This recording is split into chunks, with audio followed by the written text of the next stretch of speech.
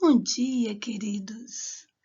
O nosso pensamento e meditação de hoje está falando assim: seja forte e corajoso. Não se apavore nem desanime, pois o Senhor, o seu Deus, estará com você por onde você andar. Oremos. Querido Pai, muito obrigada por mais esta manhã. Que o Senhor continue conosco, ó Deus, em todos os caminhos que nós trilharmos. Venha abençoar esta manhã de aula e cada família aqui representada, nos dando proteção em nome de Jesus. Amém.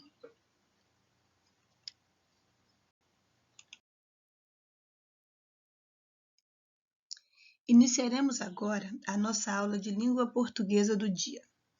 Abra sua apostila nas páginas 41 e 42 para respondermos juntos. Vamos lá?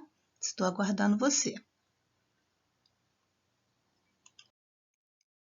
E aí, conseguiram abrir? Alguém aqui está me pedindo ajuda. Professora, pode nos explicar as páginas? Claro, com toda certeza. Vamos lá. Na página 41, nós temos a perguntinha da questão número 4. Qual era o desejo da narradora da história do texto Arco-Íris tem mapa? Qual era o desejo da narradora na história? Aí nós temos aqui na letra A um comentário. Seria possível realizar este sonho? Por quê? Será que seria possível realizar o sonho que ela tinha? Por quê? Letra B. Você tem um desejo parecido? Qual? Qual é o seu desejo? Você tem um desejo parecido com o dela? Qual será o seu desejo? A questão 5 está falando assim: enumere as ações conforme aparecem na narrativa. A narrativa é um texto onde existe um narrador, onde existe alguém contando a história. Lembra que eu falei disso na aula anterior? Então vamos lá. Na primeira imagem, está falando assim: a personagem principal e o irmão brincavam na chuva e observavam os próprios dedos enrugados. Você vai enumerar de 1 ao 4 em que sequência aconteceu a história. Então, você vai olhar de acordo com os desenhos, você vai colocar se foi número 1, número 2, número 3 ou número 4. A menina imaginava que podia entrar no arco-íris por uma porta. Pituca varria o terreiro enquanto conversava com a menina sobre dedos enrugados. A mãe da menina explicava que o arco-íris tinha 7 cores. Então, você vai enumerar na sequência que aconteceu cada cena. Para pensar, qual é o significado do arco-íris? Lembra que no início da aula anterior, quando nós iniciamos o texto, eu comentei sobre o significado do arco-íris? Na página 42, agora você é o autor. Você vai escrever a história.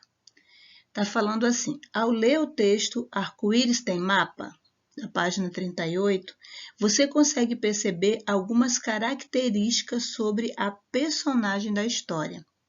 Escreva com seus colegas uma narrativa em que o personagem principal também goste da natureza.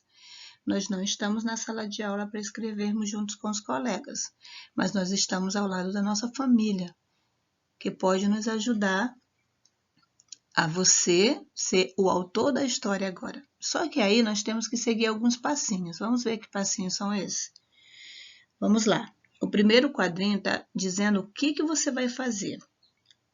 Lugar. Onde a história aconteceu. Primeiro você vai criar o seu texto falando em relação ao lugar onde a história está acontecendo, onde aconteceu a história. Você vai estar narrando a história, então essa história tem que ter um lugar. Segundo, você vai colocar o tempo. Estava de dia ou de noite? Então, a primeira coisa é onde a história aconteceu, que é o lugar. Segundo, você vai colocar o tempo. Se estava de dia ou se estava à noite. Terceiro, vem os personagens. Quem estava nessa aventura? Então, você vai pensar quais eram os personagens da história. Quarto, o problema. O que aconteceu nessa história? Qual era o problema ali que ocorreu? E o quinto é o desfecho. Como essa história termina? Então, para nós criarmos um texto como este, nós temos que ter um passo a passo. Então, vamos recordar. Primeiro vem o lugar onde tudo aconteceu, depois o tempo, se era dia ou se era noite, os personagens, quem estava nesta aventura, o problema, o que aconteceu na história e o desfecho, né? Como essa história termina, que é o final da história. Vamos lá? Você é o autor agora. Mãos à obra, eu confio no seu potencial, sei que você é muito inteligente e capaz de criar uma bela história. Poxa, chegou ao fim a nossa aula de português. Quero desejar a vocês uma feliz Páscoa. Nós sabemos que a escola e a família elas caminham juntas. Então, um forte abraço e que o Senhor Jesus continue nos abençoando para que logo, logo nós estejamos de volta na nossa escola, na nossa sala de aula. Um beijo com muitas saudades da sua professora.